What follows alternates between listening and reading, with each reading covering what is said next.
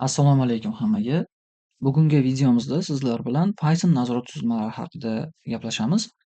Pythonda ikkita asosiy nazorat tuzilmasi bor. Bular shartli va takrorlash, looplar asosan va bizda ularni ustida amallar bajarishimiz mumkin. Ularni to'xtatish yoki davom ettirish, umuman o'tkazib yuborish amallari bor. Keling birma-bir tanishib chiqamiz. Birinchilardan nazorat tuzilmalari o'zi nimaga kerak, nima ishlatiladi degan savollarga javob beramiz. Nazorat tuzilmalari bu umuman dastur qanday ishlashini boshqaradi. Ya'ni kodlar qachon ishlaydi, qachon ishlamaydi, necha marta takrorlanishi kerak va qaysi yo'nalishda davom ettirish kerak. Mana shularga asosan va o'sha yuqorida aytganimizdek 3 ta asosiy turi bor mavjud. Bular shart operatori bor, if va aylanma sikllar, for, while aylanmalari va u aylanmalarni boshqaruvchilar bor. Misol uchun to'xtatish, davom ettirish va o'tkazib yuborish shartlari bor. Keling birma-bir tanishamiz. Bu yerda if shartli operatori bor. Uni maqsadi parol qabul qilish. Sintaksisi qanaqa ishlaydi? If beramiz va shart berish kerak va tagidan kodini yozamiz. Xo'p, misol tariqasida ko'radigan bo'lsak, bizda bir foydalanuvchining yoshi bor va biz unga shart beramiz.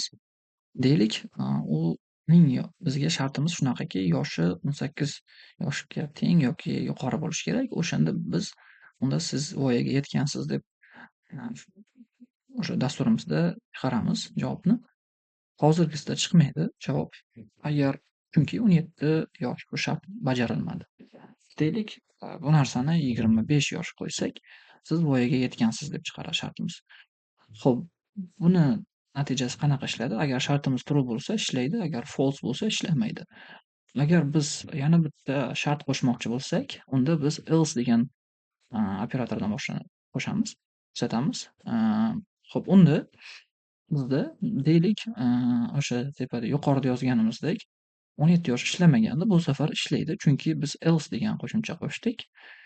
Unda bizga voyaga yetmagansiz yoki voyaga yetmagan degan javobni qaytaradi. Keling ishlatib ko'ramiz. Xo'p, bunday bo'ldi ham. Agar foydalanuvchining yoshi deylik 20 yosh bo'lsa, unda bizga voyaga yetgan deb chiqaradi.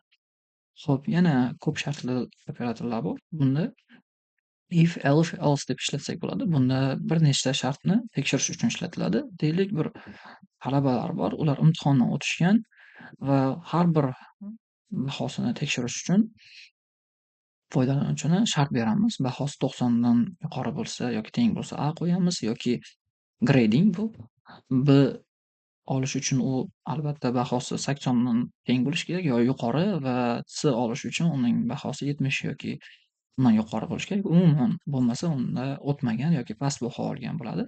Buni yuritsak bizga shartimizni B sharti qoniqtirar ekan. Agar deylik 65 qo'ysak, bunda u past baho olgan yoki umuman testdan o'tmagan degan javobni qaytarishimiz mumkin va bu anaqalar bilan amallarga yana mantiqiy operatorlarni ham qo'shsak bo'ladi. Ularda bitta operatorimiz bor, and, or yoki not degan operatorlar. Bularning ma'nosi va yoki inkor. Tavsifi shundaki, nni qachon ishlatamiz? Agar ikkalasi ham to'g'ri bo'lsa, unda bizga ishlashi kerak. Yoki kamida orni ishlatsak, yokini kamida bittasi to'g'ri bo'lsa ham bizga chiqaradi javobni. Inkor mustaqil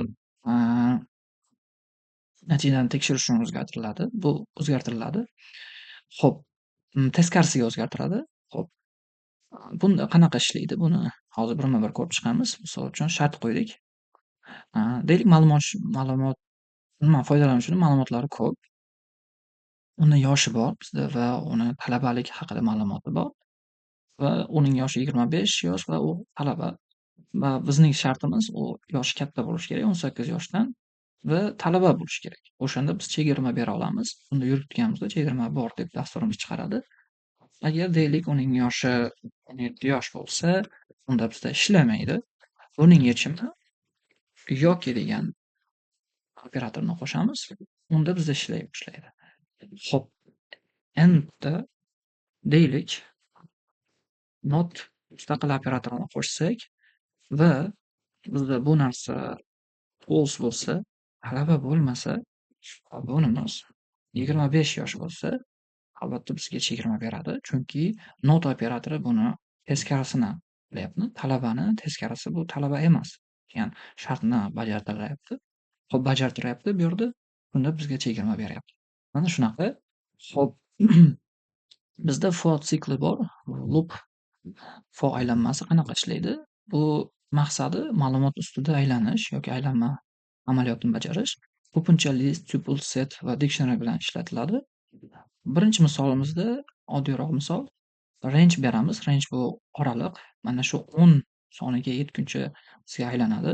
Ay natijani deylik, bu yerda bizda sanay boshlaydi. Bu dasturimiz. Bilasiz, sanoq tizimi kompyuterlarda 0 dan boshlanadi. Xo'p, unda bizga 9 gacha chiqarib beradi. 0, 1 va sanab 9 gacha chiqarib beradi. Xo'p, bu narsani ko'rsatdim va list bilan qanaqa ishlaydi? Bunda ham qo'ysak bo'ladi. Mevalar bor. Bular o'zgaruvchilar. Va shartimiz shundaki, meva mana bu mevalar oraliqda bo'lishi kerak. Va bizga mevalarni chiqarsa, albatta bularni sanab chiqaradi. Xo'p, dictionaryda ham xuddi shunaqa.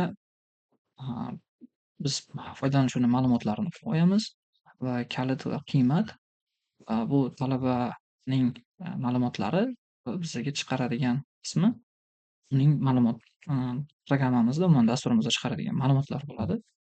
Xo'p, yana nima haqida aytsak bo'ladi? Range tushunchasi bor. Range qanaqa ishlaydi? Oldingi range'imizdan bu range'ni ko'p masala qilib ishlatsak ham bo'ladi, shartlar bilan. Deylik, bu safargisida biz bitta son bersak bo'ladi. Uchta umuman shart qo'ysak bo'ladi. Buni faqat ajratishimiz kerak. Chunki boshidagisi bizga boshlanish nuqtasi bo'ladi. Mana bu keyingisi tugash va oxirgisi bizga qadamlarni bildiradi. Buni qanaqa tushunsak bo'ladi?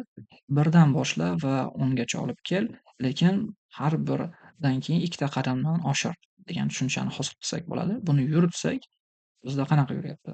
1 1 chiqardi, boshladi va 1 ga 2 ni qo'shadi, 3 ni chiqaradi, 3 ga 2 ni qo'shib 5 ni, 5 ga 2 ni qo'shib 7 ni va 7 ga 2 ni qo'shib 9 ni chiqaradi va 10 ga olib kelmaydi.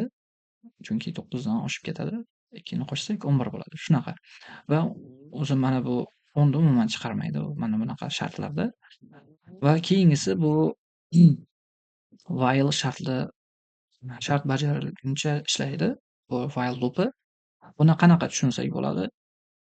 Bu if ga o'xshaydi, lekin sal boshqacharoq. Loop bo'ladi bunda ham. Deylik, bizda son bor. 1 va bu 1 sonni aylanishi biz shart beramiz. Qachon to'xtashi haqida. Bunda agar sonimiz 5 dan kichik yoki teng bo'lsa, to'xtatasan degan shart qo'ydik. Xo'p. Va yana bitta muhim joyi, mana bu yerda biz shart ham qo'yib ketishimiz kerak. Bu shartimiz shundaki, plyus yoki teng 1 ga degani bu songa qo'sh 1 ni degani. Xo'p, buni yuritadigan bo'lsak, 1 qaraydi, 1 ni qo'ydi va bu 5 dan kichkina. 2 ni qo'ydi, 5 dan kichkina, 3 ni qo'ydi, 5 dan kichkina, 4 ni qo'ydi, 5 dan kichkina aylanyapti hozir va 4 ga qo'shdi 1 ni. Hammasiga 1 qo'shib chiqyapti. Aytgancha o'sha narsani aytishni unutibman.